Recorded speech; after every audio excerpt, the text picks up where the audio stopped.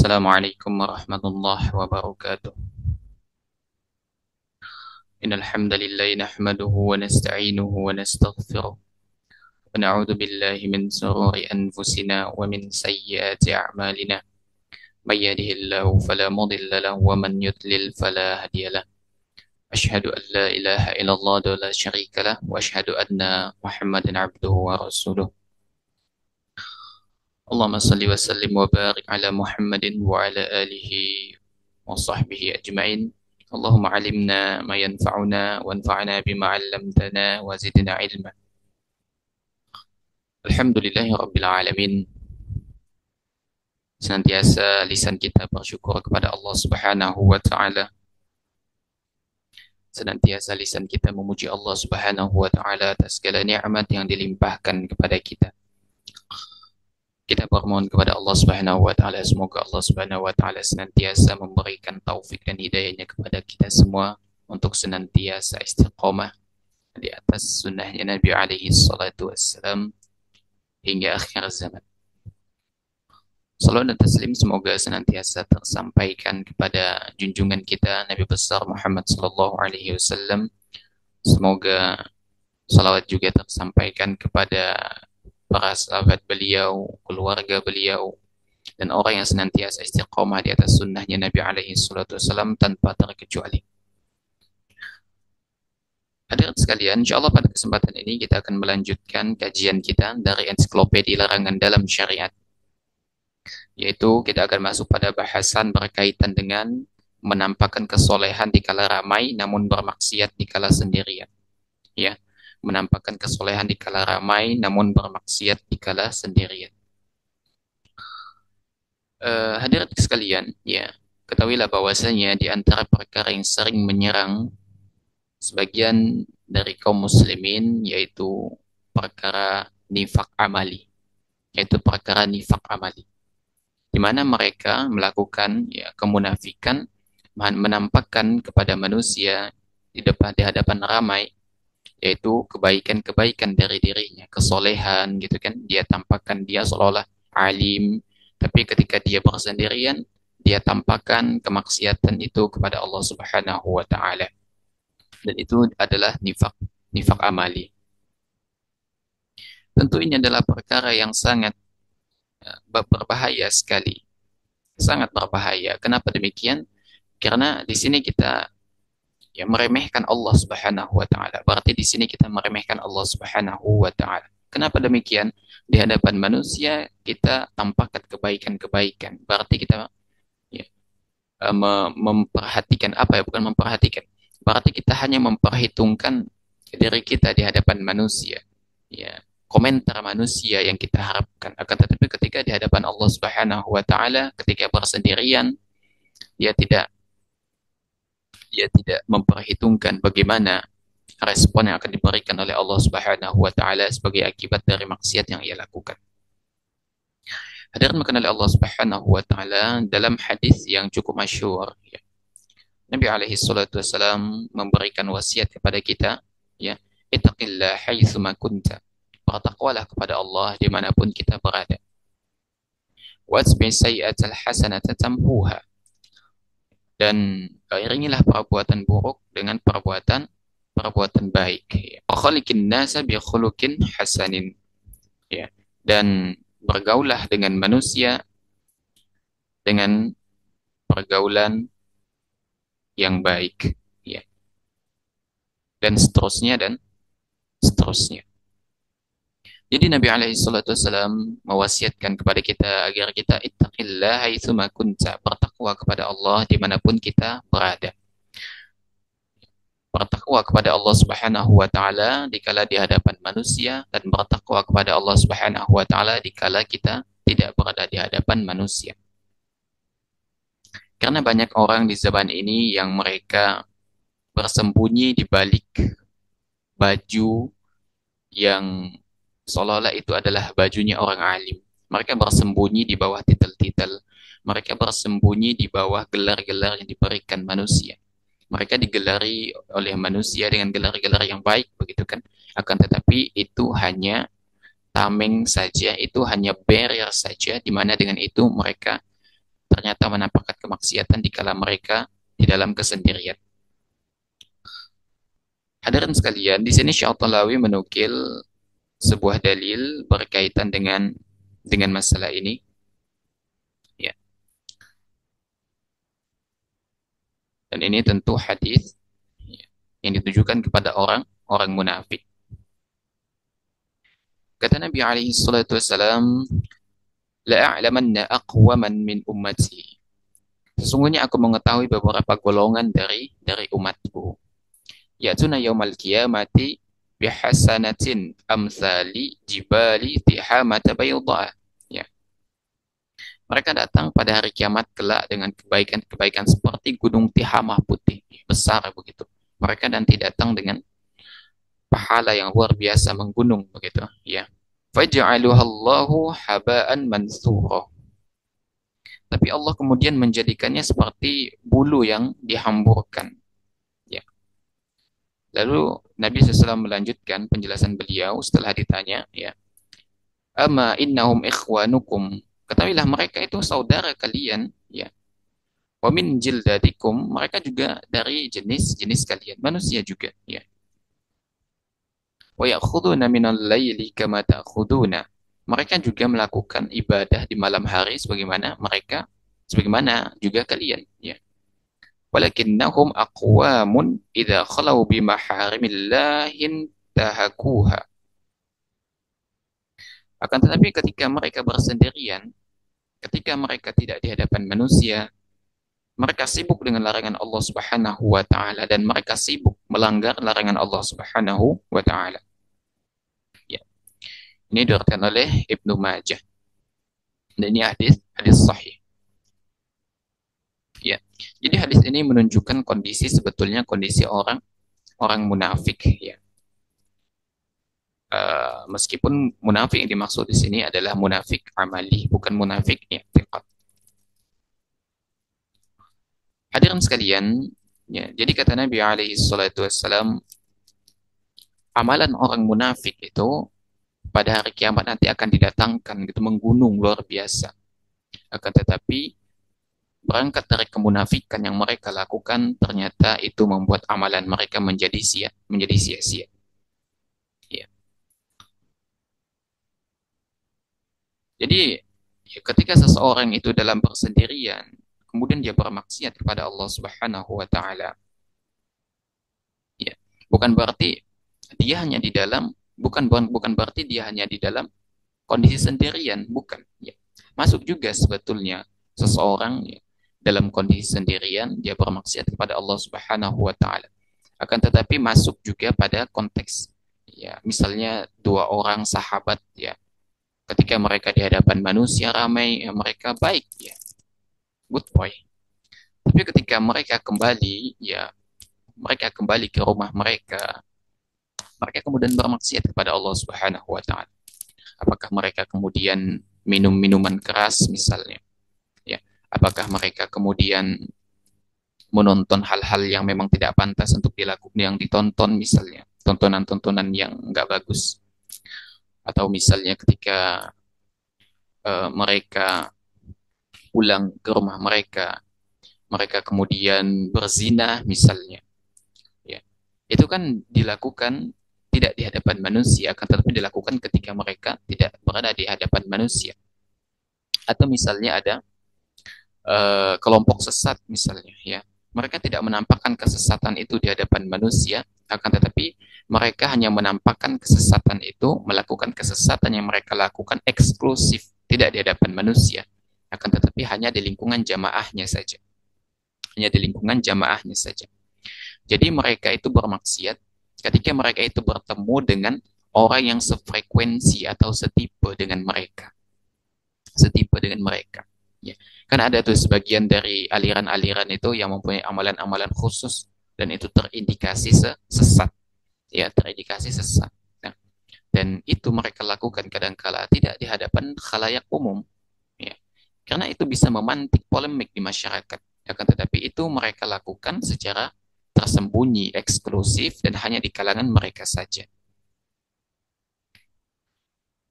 Syalbani rahimahullah mengatakan bahwasanya dalam hadis ini, ya, Ini maksudnya bukan melakukan maksiat secara sembunyi-sembunyi, ya. Namun ketika ada kesempatan untuk bermaksiat, maka ia pun menerjangnya. Ya.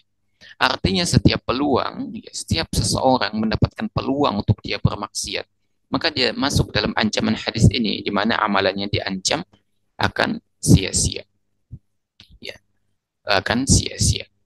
Imam Al-Haytami rahimahullahu taala mengatakan bahwasanya sebab orang yang perilaku kebiasaannya suka memperlihatkan kebaikan dan menyembunyikan keburukan lebih besar bahayanya dan dampaknya bagi kaum muslimin. Ini dikarenakan lepasnya tali kendali takwa dan rasa takut dari lehernya. Ya.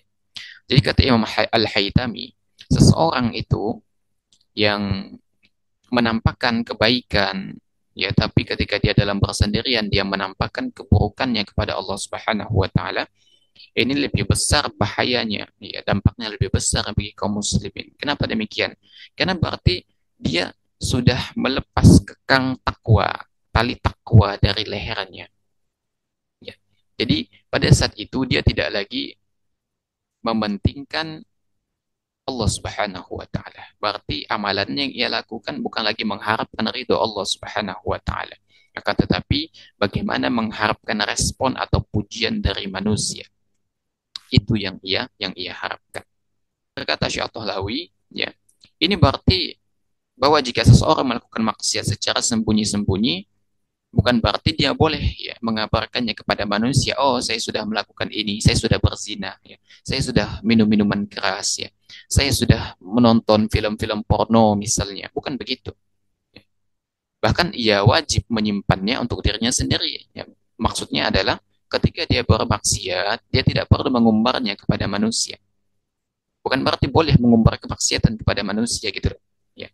Ini maksud adalah orang yang sengaja melakukan kemaksiatan, ya, dan sudah menjadi kebiasaannya begitu. Ya. Ketika dia hanya seorang diri ataupun ketika dia di hadapan manusia dia tunjukkan kepada manusia. Ya. Dan disinilah ada penyakit nifak atau kemunafikan. Ya. Jadi ketika dia sendiri, ya, dia sudah melakukan itu seolah-olah itu sudah kemaksiatan itu sudah menjadi sesuatu bagian dari hidupnya gitu loh. Bagian dari hidupnya. Ada orang yang zina terus nggak mau nikah tapi zinanya jalan terus gitu loh. Ya. Zinanya jalan terus, ya. Ada orang yang eh, homoseksual misalnya. Dia lakukan itu terus menerus gitu loh. Dia lakukan terus terus menerus dan dia menganggap bahwa itu adalah takdir baginya, ya. Dia menganggap itu adalah takdir baginya. Padahal yang homoseksual itu bukan takdir sebetulnya. Itu sebetulnya ada kelainan saja pada pola pikirnya begitu. Itu ada kelainan pada pola pola pikirnya. Ya. Jadi tidak mungkin, ya, Allah Subhanahu wa taala membiarkan manusia tidak bisa keluar dari lubang kemaksiatan, dari kubangan maksiat, nggak mungkin, ya. Dan Allah Subhanahu wa taala tentu memberikan kepada kita kekuatan untuk meninggalkan berbagai macam jenis kemaksiatan gitu, ya. Karena melakukan kemaksiatan itu kita perlu tenaga, kita perlu perlu effort gitu loh, perlu tenaga. Akan tetapi meninggalkannya kita nggak perlu apa-apa, kita hanya perlu menurunkan syahwat saja, nggak perlu effort, turunkan. Namun demikian, kebanyakan dari manusia itu lebih mementingkan kepentingan syahwatnya.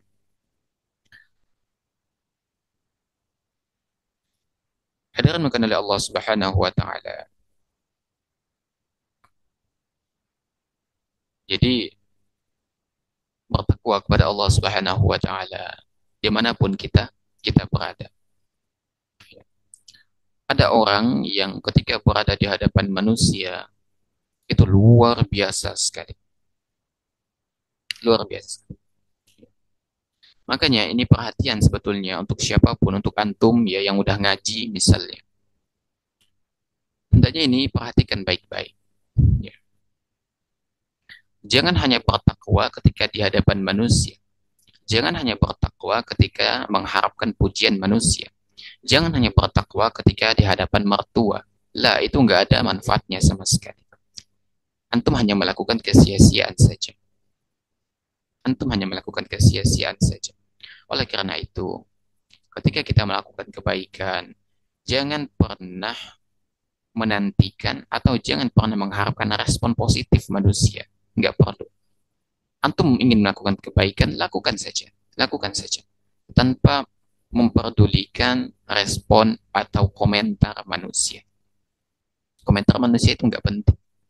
Yang terpenting adalah bagaimana hubungan kita dengan Allah Subhanahu wa taala itu terjalin dengan baik. Ada orang juga ya banyak sekali terjadi ketika dia di hadapan orang tuanya, di hadapan keluarganya dia baik begitu. Ya. Dia seolah-olah bertakwa, dia alim. Tapi ketika dia jauh dari pandangan keluarganya, orang tuanya, ya dia kembali ke setelan awalnya gitu. Sehingga seseorang itu nggak bisa pura-pura soleh. Pura-pura soleh itu kesia-siaan dan capek luar biasa. Pasti capek. Karena mereka keluar dari sesuatu yang memang di luar dari kebiasaan yang mereka lakukan. Ya, mereka bakal capek. Apa emosinya capek, mentalnya capek. Karena mereka hanya memperturutkan komentar orang tuanya. Oh, ternyata anakku soleh, ya rajin ibadah dan lain sebagainya. Tapi dia di belakang hancur lebur. Di belakang hancur lebur. Ya, makanya Allah Subhanahu wa taala mengatakan ya, innama yakhsyallaha min ibadihil ulama. Sebenarnya orang yang paling takut di antara manusia hanyalah di kalangan para ulama. Maka semakin bertambahnya ilmu tentang Allah Subhanahu wa taala, semakin bertambahnya ilmu ya, yang itu bisa mendekatkan kita kepada Allah Subhanahu wa taala, mestinya itu bisa semakin memberikan rasa takut seorang manusia kepada Allah Subhanahu wa taala. Makanya ilmu itu semakin bertambah, maka dia juga semakin takut kepada Allah Subhanahu wa taala. Ya, yakhsyallah innama yakhsyallaha min ibadihi ulama. Dia semakin takut ya, takut yang amat mendalam. Ini bukan takut biasa gitu. Takut dipatok ular itu takut yang manusiawi. Tapi takut kepada Allah itu takut yang luar biasa sampai menembus dari kalbu kita, masuk meresap ke dalam. Itu takut kepada Allah Subhanahu wa taala. Ya. Makanya keilmuan semakin bertambah itu berbanding lurus dengan rasa takut kepada Allah Subhanahu wa taala. Ya, karena dia semakin tahu ya apa yang akan terjadi pada dirinya apabila dia melanggar hukum-hukum Allah, melampaui hukum-hukum Allah ya. Makanya kalau seseorang itu ya dikatakanlah misalnya dia pernah belajar agama misalnya, namun rasa takut dari dalam dirinya itu belum muncul, berarti di situ masih ada problem di dalam dirinya, masih ada problem. Gitu. Karena semakin seseorang itu belajar, pernah belajar hukum-hukum Allah Subhanahu wa taala, mestinya ibadahnya itu adalah ya minimal yang wajib-wajib, konsisten yang wajib-wajib. Yang wajibnya itu konsisten gitu loh. Karena standar yang wajib-wajib itu standar gitu. Ataupun yang lainnya itu tambahan variatif. Oleh karena itu seseorang yang seolah-olah dia bertakwa di hadapan manusia tapi di hadapan Allah Subhanahu wa taala dia tunjukkan keburukan, maka itu adalah di antara perkara yang bisa menjerumuskan seseorang pada kebinasaan. Dan orang yang berani menganggap remeh dosa yang ia lakukan, ya, berarti dia dapat membuat amalannya terhapus.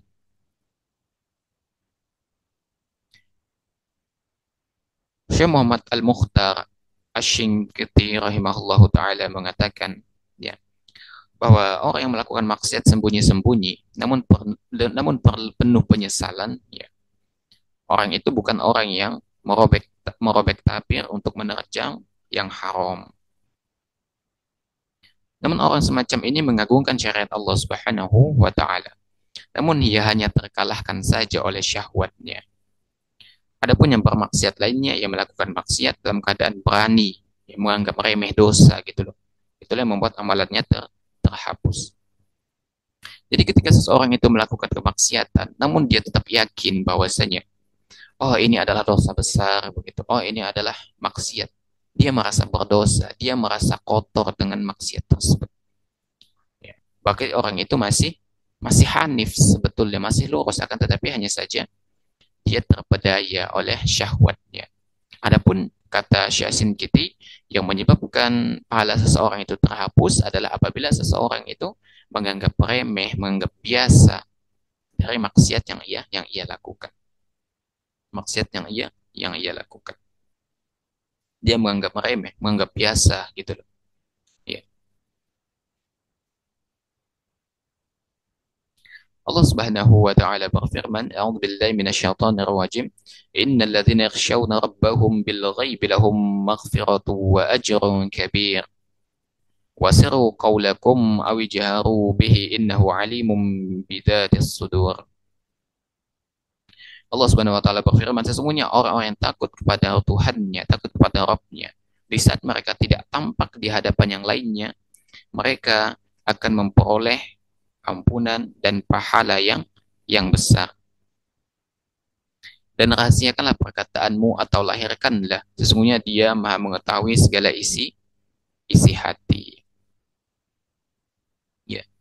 Jadi kata Allah Subhanahu wa taala, ya, di antara orang yang mempunyai karakter takut kepada Allah Subhanahu wa taala adalah mereka yang bertakwa, baik di hadapan manusia atau di kala sendirian. Ya. Baik di hadapan manusia atau di kala sendirian. Karena baik dia di dalam sendirian atau di hadapan manusia, itu tidak akan mempengaruhi ketakwaannya. Ya.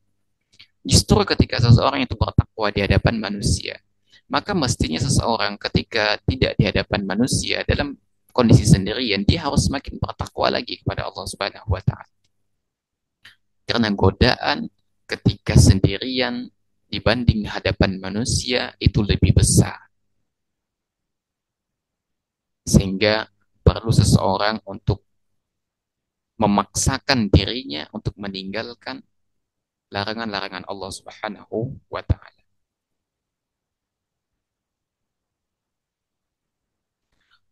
Berkata Syekh Sa'di rahimahullahu taala menjelaskan bahwasanya mereka takut kepada Allah Subhanahu wa taala dalam setiap keadaan, sampai pada keadaan yang tidak ada yang mengetahui amalan mereka kecuali Allah Subhanahu wa taala.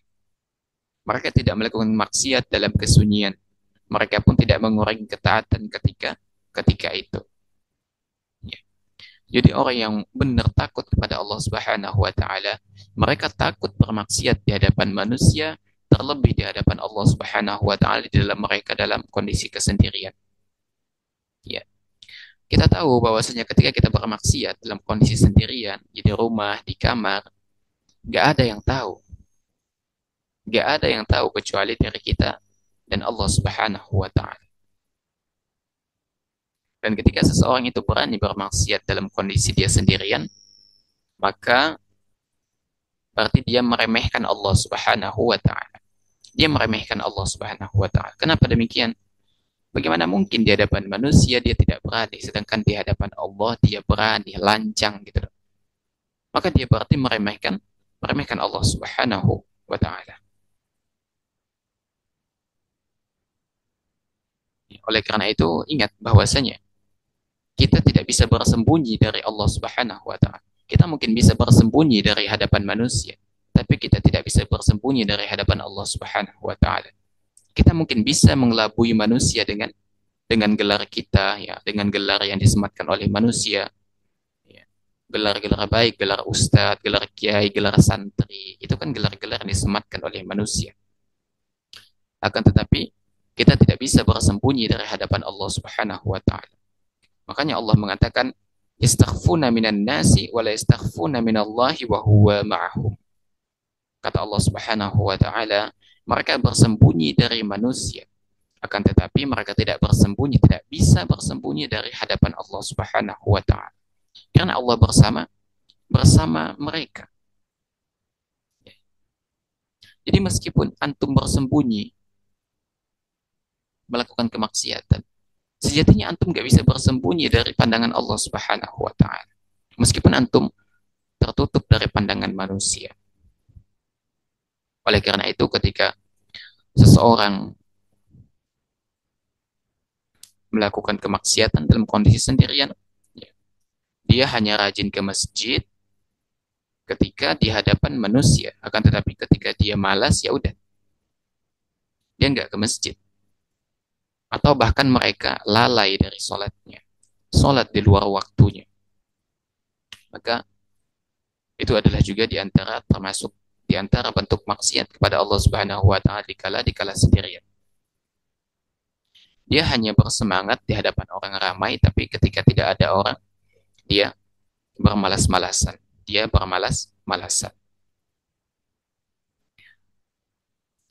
Hadirin oleh Allah Subhanahu wa taala, ketika seseorang hanya bersemangat melakukan kebaikan, ketaatan hanya ketika ramai, hanya di hadapan manusia, tapi ketika dia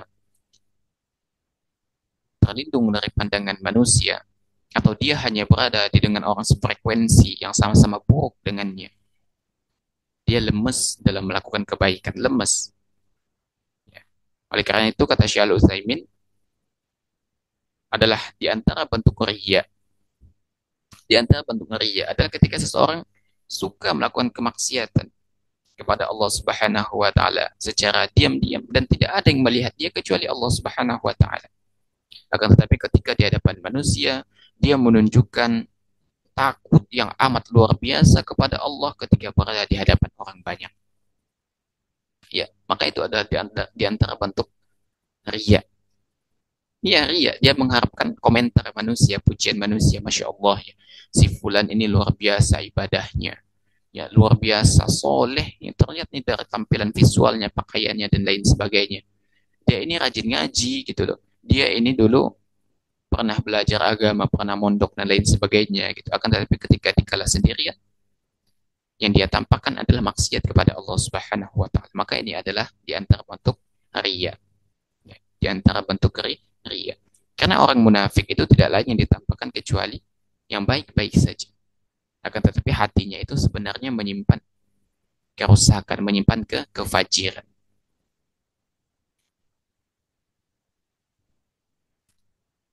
Lalu bagaimana misalnya cara seseorang itu bertaubat? Dia senantiasa bermaksiat di kala sendirian, namun di hadapan manusia dia tampakkan kebaikan. Berkata Maimun bin Mihran rahimahullah di dalam Syiar, ya, beliau mengatakan yang intinya bahwa ketika seseorang itu melakukan keburukan secara diam-diam, maka hendaknya dia bertobat juga secara diam-diam. Ya. Dan siapa yang melakukan kejahatan secara terbuka di hadapan manusia, hendaknya dia bertobat secara terbuka. Karena sesungguhnya manusia itu suka mencela dan sulit untuk mengampuni. Sedangkan Allah itu suka mengampuni dan tidak suka mencela. Jadi ketika seseorang itu bermaksiat diam-diam, ya udah, dia bertobat secara diam-diam kepada Allah Subhanahu wa taala. Dia menangis di kala kesendirian. Tetapi ketika dia bermaksiat di hadapan manusia secara terang-terangan, maka hendaknya dia perlihatkan kepada manusia bahwasanya dia bertobat dari perbuatan tersebut. Dia bertobat dari perbuatan tersebut. Hadirin mengenal Allah Subhanahu wa taala. Jadi itu adalah perbuatan nifak amali, ya. Menampakkan keburukan di hadapan Allah Subhanahu wa taala karena dalam kondisi sendirian dan menampakkan kebaikan di hadapan manusia karena dia mengharapkan respon positif dari manusia. Maka itu adalah di antara karakter orang munafik, ya, itu adalah di antara karakter orang munafik. Oleh karena itu, bertakwa kepada Allah dimanapun kita berada, ya, jaga perbuatan kita dimanapun kita berada, jaga aurat kita dimanapun kita berada, tampakkan hanya kepada yang halal untuk melihatnya, ya. Katakan yang baik-baik saja, ya. Jangan beda di depan, beda di belakang, ya, ketika berkumpul dengan sesama teman, Ya, tidaklah yang ditampakkan kecuali kemaksiatan, akan tetapi ketika berada di hadapan manusia, berada di hadapan orang tua, tidaklah yang ia tampakkan kecuali kebaikan-kebaikan. Maka itu adalah nifak, nifak amali. Semoga Allah Subhanahu wa taala menjaga kita dari perbuatan yang demikian. Ya, karena ini perbuatan yang buruk sekali. Dia bisa merusak manusia, bisa merusak niat manusia, sehingga manusia akan senantiasa menghalalkan kemaksiatan apabila sudah tertanam karakter ini. Mudah bermaksiat di kala sendirian, akan tetapi di hadapan manusia dia bermaksiat kepada Allah Subhanahu wa taala.